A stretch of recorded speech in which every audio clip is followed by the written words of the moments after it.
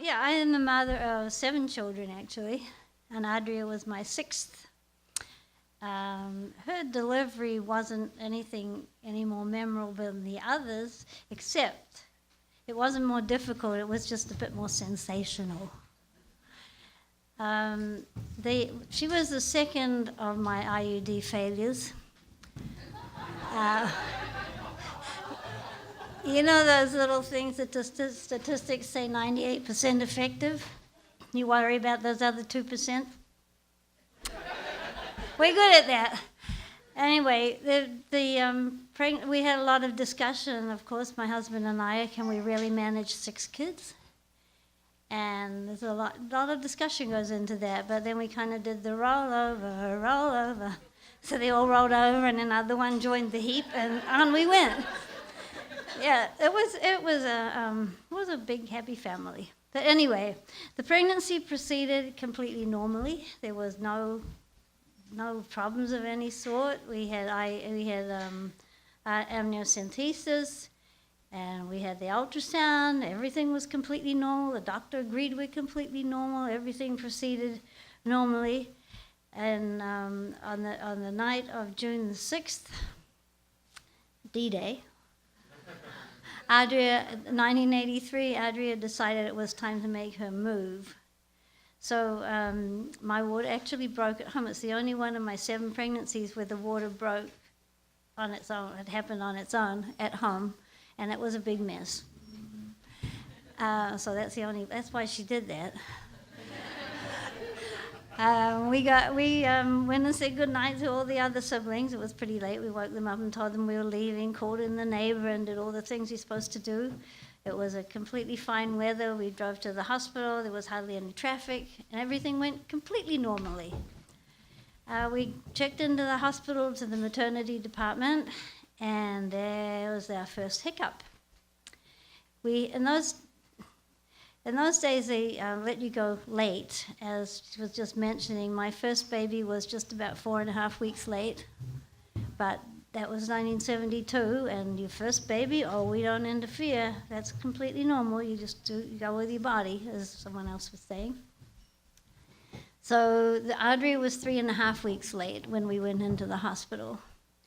We had planned on using the birthing unit because our doctor had told us, he agreed with us that everything was so completely normal, there was no reason not to use the birthing unit. For those of you who don't know, the birthing unit or suite is a room that looks like a beautiful bedroom.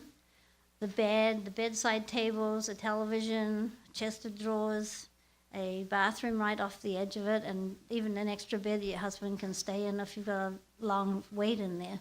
Then they changed the bed into another kind of hospital bed for delivery, but you can stay in the same room the whole time. The maternity department staff decided that we were not at all qualified to use the space. I had too many complications. It was my 5th child. I was Rh negative.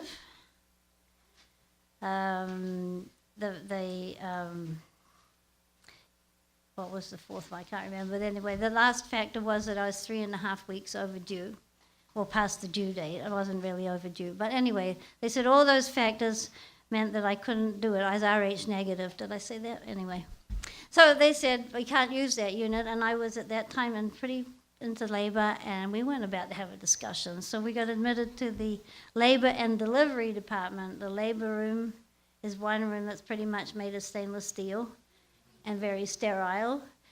And then after you get to some point in your labor, somebody decides you're going to delivery, so they take you in a stretcher long way down the hallway and put you in another room and call that the delivery room. It's even more stainless steel, lots of machines in case anything goes wrong, and that's fine if you've got a complication. So we were in the labor room for about 5 or 6 hours, I guess, because Adria decided she's coming out through my spine, and that didn't seem very successful. She finally changed her mind and came the other way, and that was working pretty well.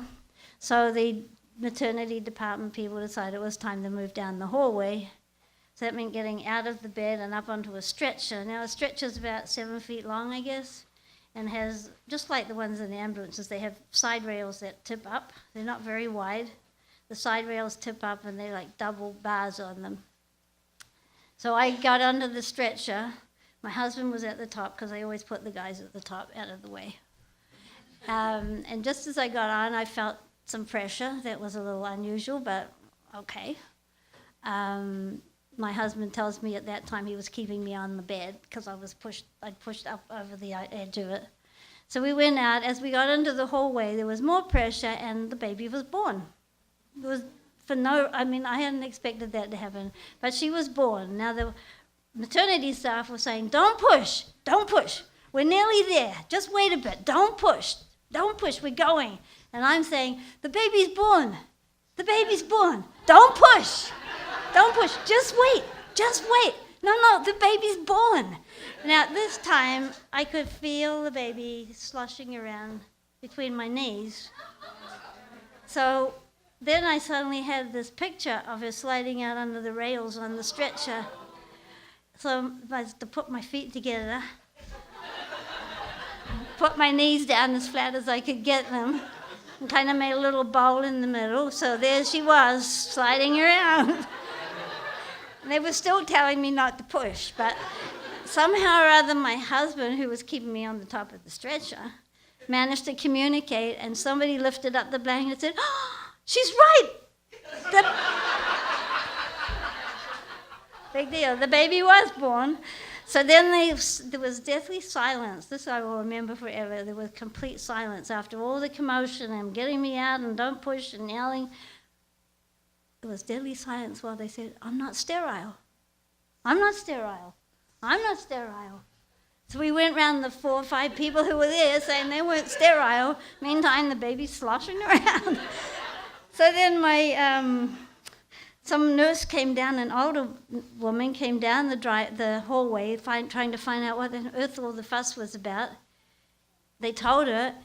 She lifted up the blanket, picked up the baby, and at last I could relax.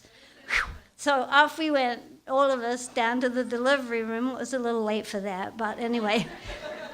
The baby was 9 pounds, 3 ounces, healthy, had a big knot in her cord, and it was all artfully draped around her neck.